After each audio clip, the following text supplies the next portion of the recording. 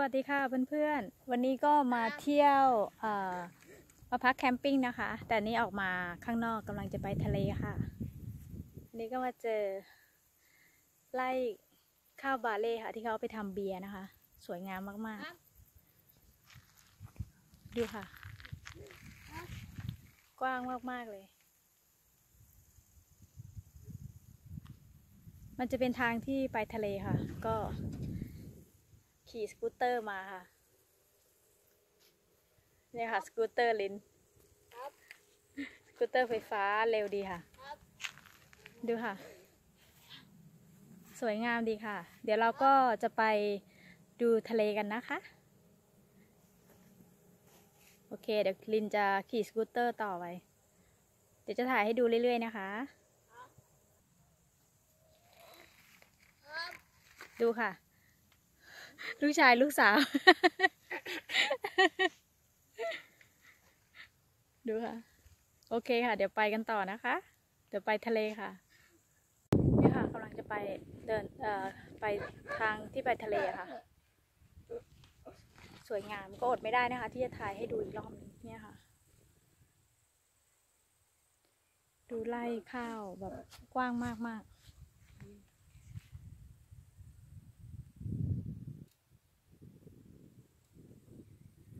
พอดีเห็นวัวค่ะก็เลยจะถ่ายเพื่อนๆดูตอนนี้แบบมันอากาศมันร้อนมากๆไม่เคยมีมาก่อนแห้งแล้งวัวก็ไม่มีหญ้าจะกินนะคะเขาก็เลยตอนนี้เขาก็จะต้องฆ่าวัวทิ้ง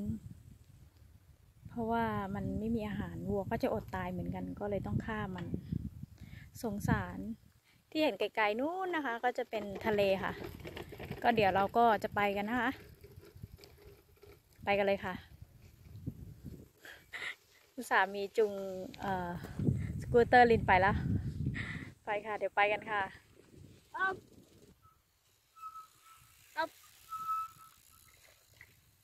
เฮลโลซิมอน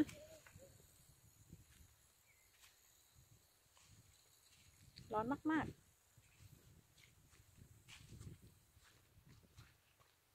ๆดูค่ะสรุปแล้วนะคะลินก็ขี่สกูตเตอร์ไม่ได้นะคะเนี่ยก็ต้องจูงไปค่ะเพราะว่ามันถนนมันเป็นอย่างนี้ค่ะเป็นทรายอย่างเหนื่อยแต่ว่าเดินก็อากาศดีนะคะสวยจังดูค่ะ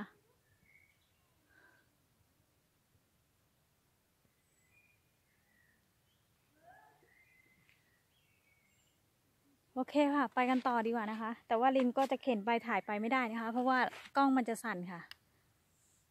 ไปค่ะพักก่อนดูค่ะเสียงนักร้อง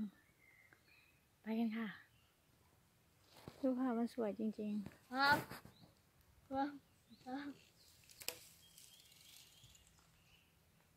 จักรยานก็ขี่ไปได้นะคะสกูตเตอร์ขี่ไม่ได้ค่ะ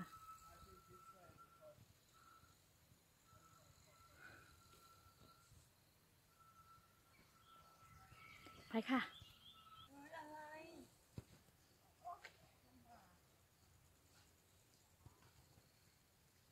ดูธรรมชาติไปก่อนนะคะเพื่อนๆเดี๋ยวก็ไปดูทะเลกันค่ะดูค่ะมันก็สวยจริงๆนะคะอันนี้ก็เดินไปถ่ายไปค่ะ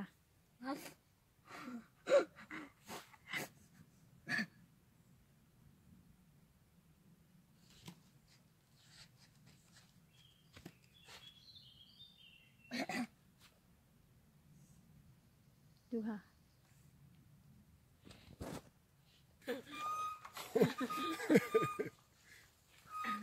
กายไม่ได้ go go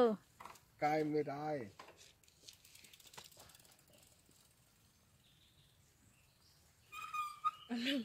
เอาฟิล์มขึ้นมา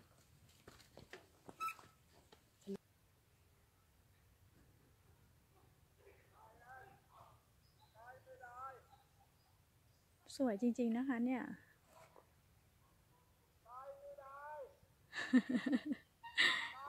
คือเข้าไปกันไกลแล้วลินก็ยังจะแวะถ่ายธรรมชาติให้ดูนะคะ ทางไปทะเลค่ะ ไปกันต่อดีกว่านะคะค่ะ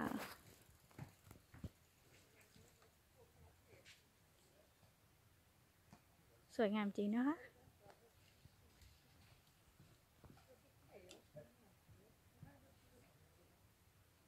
ดูค่ะ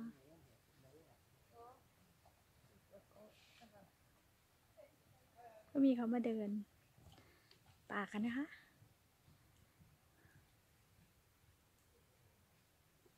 เดี๋ยวเดินไปดูตรงไอ้นี่ค่ะตรงมันจะมีบ่อน้ำนะคะที่มีลูกชายอยู่นี่ค่ะดูดีน้ำใสมากๆเลยคงจะเย็นจับใจเลยนะคะเนี่ย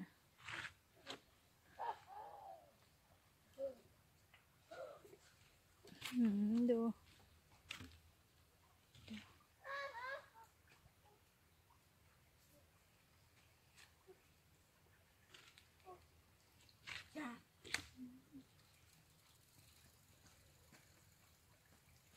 ก็ดูฝั่งนี้ค่ะ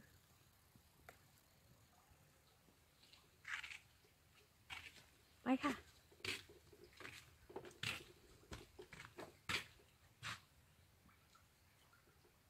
เดี๋ยวพักแป๊บนึงเดี๋ยวกล้องสั่นเดินด้วย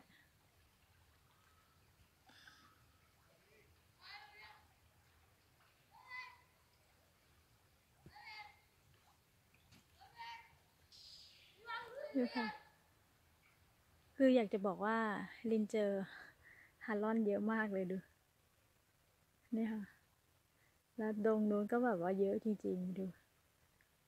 แดงเต็มไปหมดเลยแต่ไม่มีเวลาเก็บนะคะเพราะว่ากำลังจะไปทะเลดูค่ะซูมให้ดู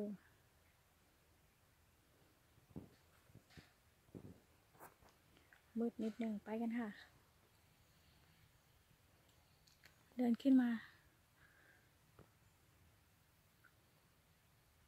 ถึงจะปนความแห้งแล้งนิดนึงก็สวยนะคะดูค่ะเนินต้นสนไปค่ะ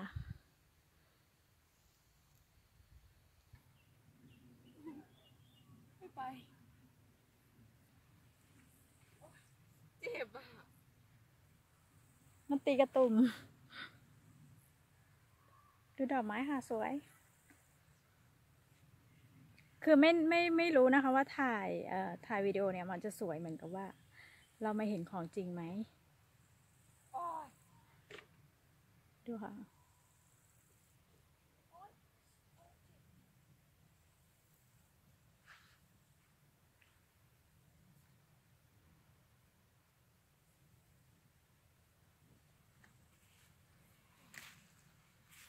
สวยค่ะดูดอก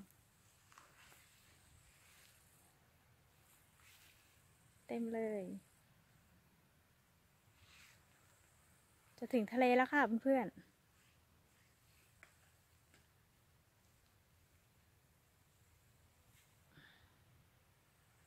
ไปกันค่ะ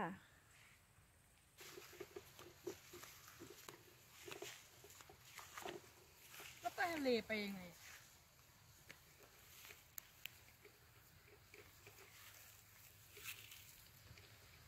ย้อนแสงเขาลงมาทำไมเขาขี่ไม่ไป เสียงค่ะเสียงลูกสาวลูกชายกำลังไฟท์กันค่ะอีกคนจะขี่อีกคนจะเข็นค่ะ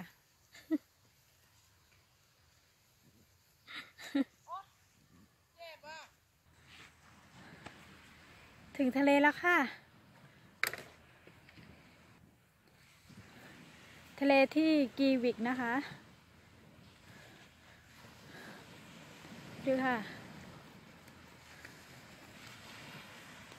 โอ้น้ำอย่างใสอ่ะดูดิ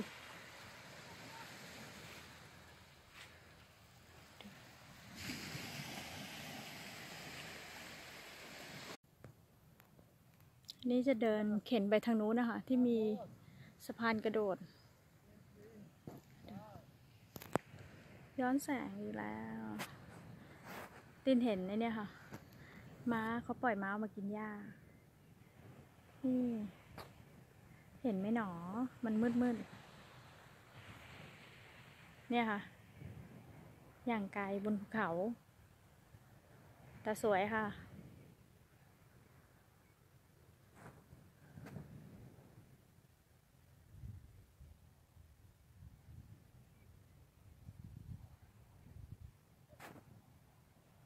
โหยังเหนื่อยอ่ะ เดินยังเหนื่อย ไปค่ะ ถึงเป้าหมายแล้วค่ะ คือตอนนี้เหนื่อยมาแล้วค่ะ เพราะว่าเหนื่อยมาก จะไปตรงนู้นค่ะ ที่มันมีหินที่มันกระโดดได้ค่ะ แต่ว่าก็อีกพักหนึ่งค่ะจะเดินถึง พักถ่ายคลิปให้เพื่อนดูอีกแป๊บนึงโอ้โห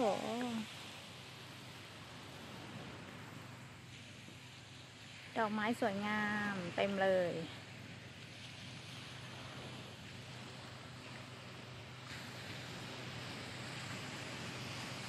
ดีจังเลยอ่ะ บ้านอยู่ใกล้ทะเลกันเนาะแต่ลินก็ชอบนะคะ ทะเลที่เนี่ยเราจะนั่งตรงไหนก็ได้ ไม่ได้มีคนมาจับจองขายของ เราจะสามารถจะเอาหิ้วผ้าขนหนูไปนั่งตรงไหนก็ได้ แต่ที่เมืองไทยไม่ได้เนาะที่ริมหาดนี่จับจองขายของกันหมด ก็เอาจะเอาเสื่อไปนั่งก็ไม่ได้ ต้องไปเช่าเขาก็ไม่ให้นั่งเนาะที่นี่เราจะนั่งตรงไหนก็ได้ สบายใจ ไปต่อค่ะ เดินมั่งพักมั่งค่ะดูสิเขามาเล่นน้ำกันเต็ม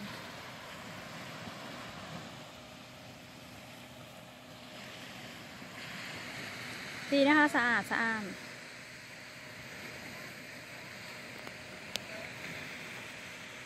แต่ที่บ้านเราก็เนาะขายของก็สะดวกในการหาซื้อกินอะแต่ว่า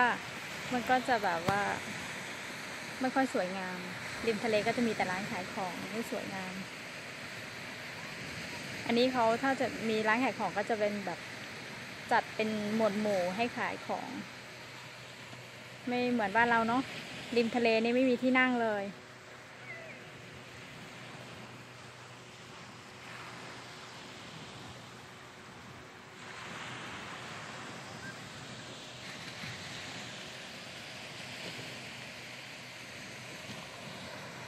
ไปค่ะอย่างเหนื่อยดูค่ะเพื่อนๆริมทะเลบนหาดทรายก็ขึ้นเนาะอันนี้จะเป็นน่าจะเป็นแบล็คเบอร์รี่ค่ะเดี๋ยวจะให้ดูเพราะว่ามันมีลูกสีดำๆค่ะบางทีมันก็ดูยากนะคะมันจะออกเป็นสีแดงก่อนนี่ค่ะชายทะเลก็มีเนาะเยอะมากเลยมันกำลังออกค่ะเต็มเลยดูสิต้นติดดินเนาะบนทรายก็ขึ้นต้นติดดินก็ลูกเต็มเลยค่ะใช่ค่ะมันเป็นแบล็คเบอร์รี่ค่ะนี่ค่ะลินเห็นแล้วค่ะนี่ค่ะสีดำนี่ค่ะเต็มเลยนะคะดูค่ะเดี๋ยวไปดูต้นนู้นค่ะว่าลูกมันเยอะมากต้นนู้นเยอะมากดูค่ะเต็มเลยค่ะ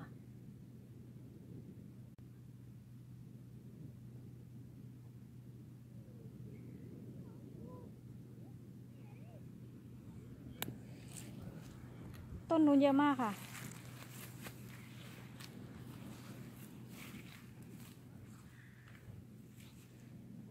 ดู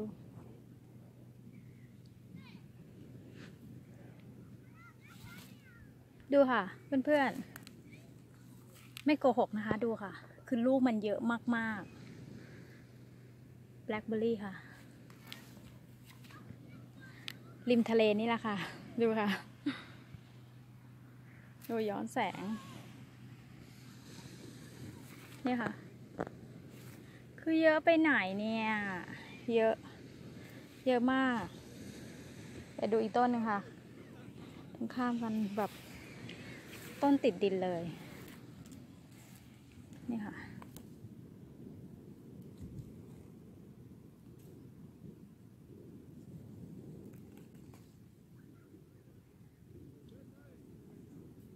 ลูกใหญ่ด้วยนะคะ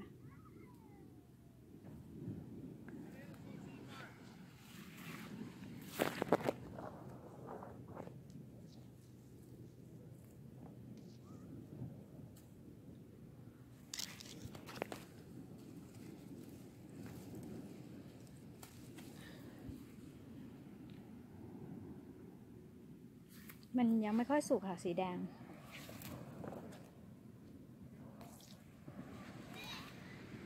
ดิมันเยอะมากจริงๆดูดิต้นทางโน้นโอ้โหเยอะมากเลย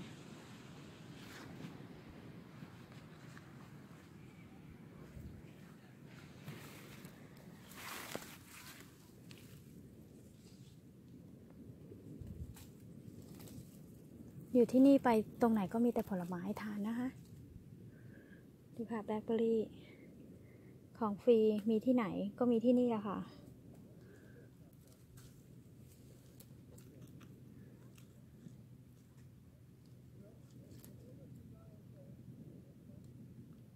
ดูค่ะ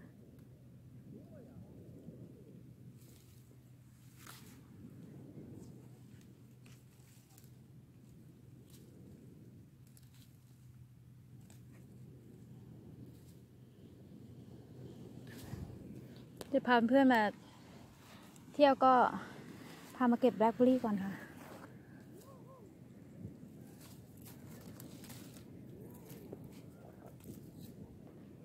ดูค่ะ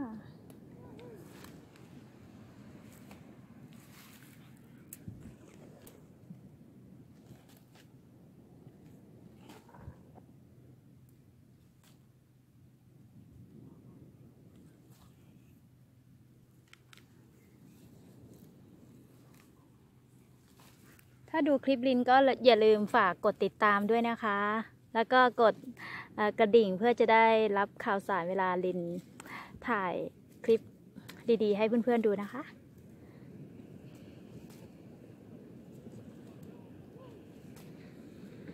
ดูค่ะ เยอะ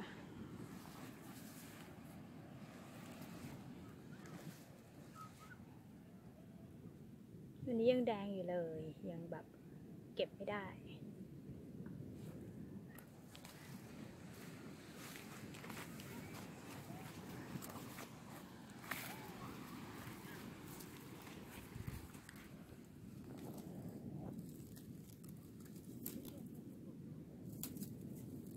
แต่ต้น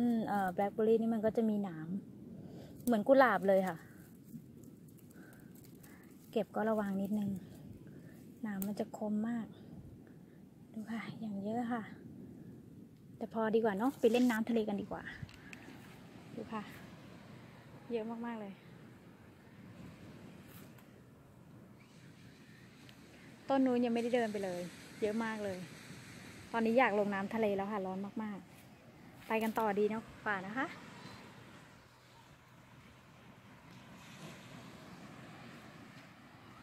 โอ้ยเห็นแล้วเสียดายอ่ะ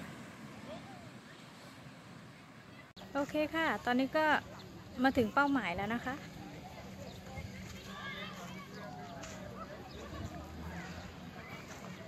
เดินมาไกลมาก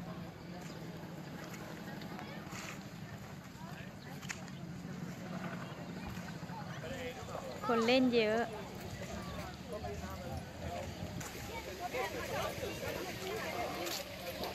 นี่ค่ะลิงก็จะไปโดดน้ำตรงนู้นแหละ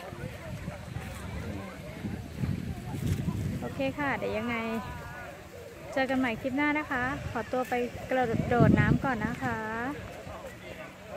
สวัสดีค่ะ